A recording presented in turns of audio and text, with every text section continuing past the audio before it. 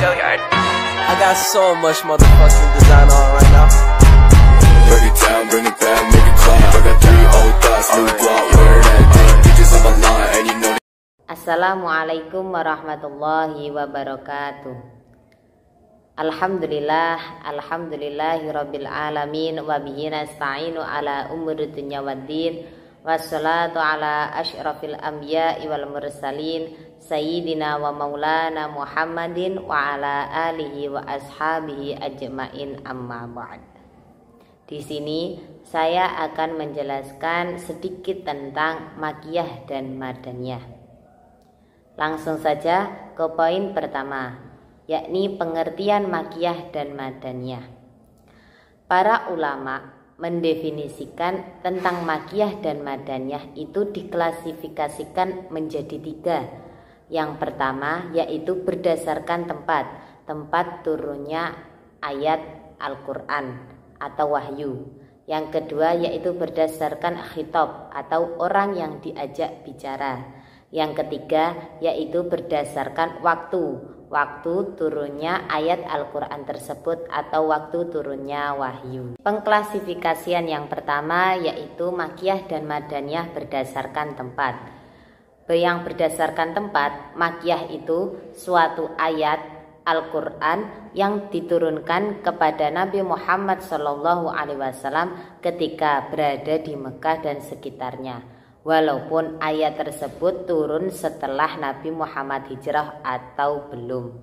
Yang madaniyah yaitu ayat Al-Quran yang diturunkan kepada Nabi Muhammad SAW ketika berada di Madinah dan sekitarnya, walaupun ayat tersebut turun sebelum atau sesudah hijrahnya Nabi Muhammad SAW ke Madinah. Selanjutnya yakni pengklasifikasian makiyah dan madaniyah berdasarkan khitab atau orang yang diajak bicara.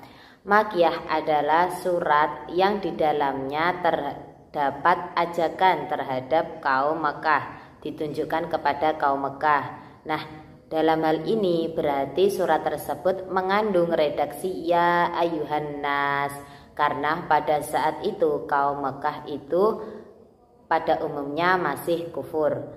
Sedangkan madaniyah yaitu surat yang berisi tentang ajakan kepada kaum Madinah.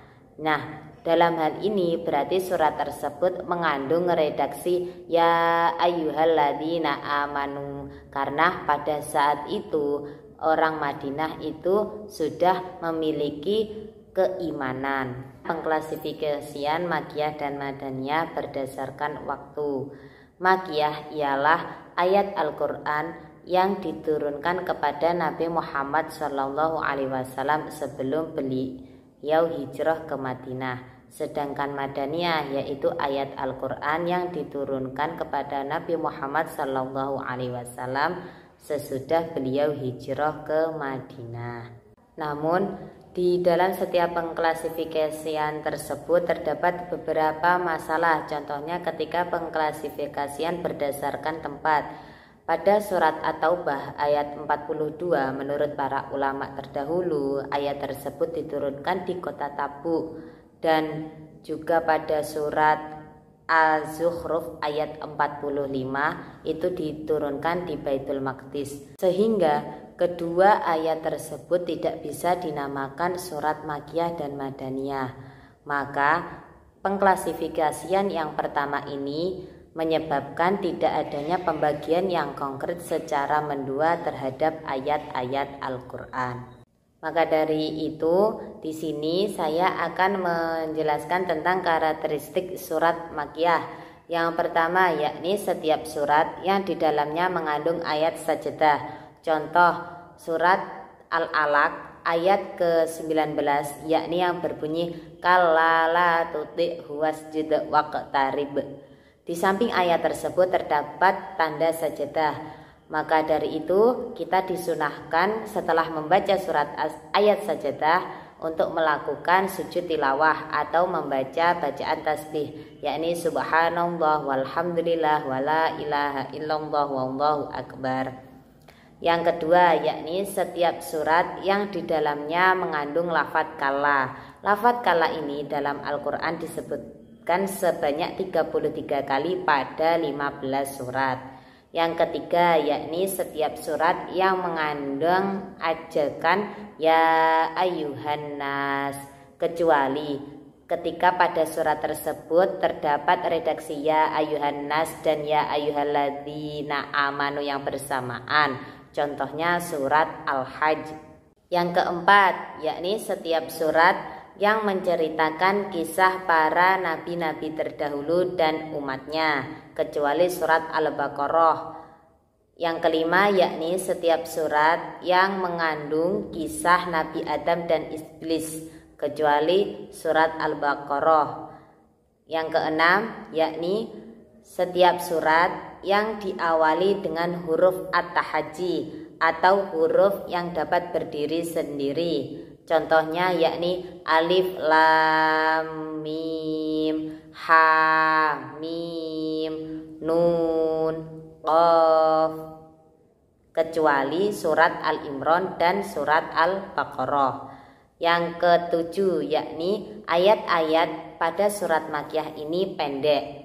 Selanjutnya yang terakhir yakni pada surat Makkiyah ini mengandung ajakan kepada umat untuk bertauhid dan beribadah kepada Allah. Poin selanjutnya yakni karakteristik surat Madaniyah. Yang pertama yakni setiap surat yang di dalamnya berisi penetapan hukum-hukum yang meliputi ibadah, muamalah, kekeluargaan, had atau sanksi, dan warisan. Yang kedua yakni setiap surat yang mengandung seruan kepada orang-orang yang beriman. Contohnya yaitu ya ayyuhalladzina amanu. Yang ketiga yakni ayat pada surat Madaniyah yakni panjang-panjang. Yang keempat yakni setiap surat yang di dalamnya menceritakan orang-orang munafik, kecuali surat Al-Ankabut.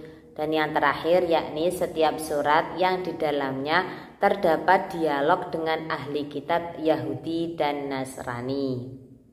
Setelah kita mengetahui karakteristik surat Makkiyah dan karakteristik surat Madani, bagaimana sih kita menentukan apakah surat ini Makki dan Madani? Caranya itu ada dua.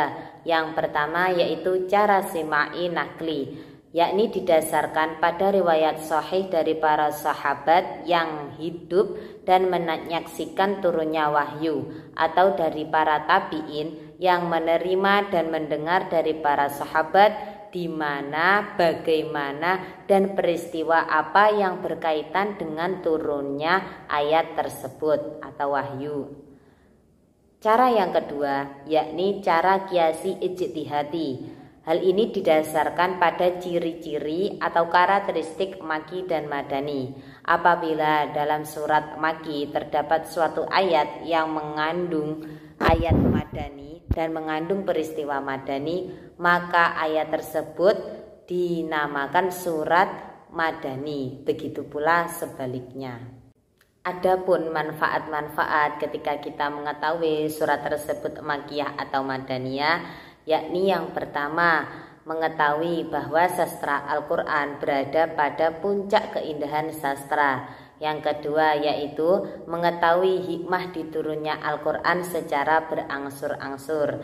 Yang ketiga yaitu sebagai pendidikan dan pengajaran bagi para mubaligh serta pengarahan terhadap mereka untuk mengikuti kandungan dan konteks Al-Quran dalam berdakwah.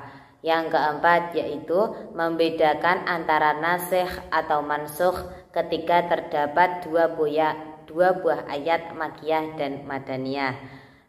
Dan yang kelima yakni untuk dijadikan alat bantu dalam menafsirkan Al-Quran. Dan terakhir yakni kita dapat mengetahui sejarah hidup Nabi dan umatnya. Cukup sekian penjelasan dari saya.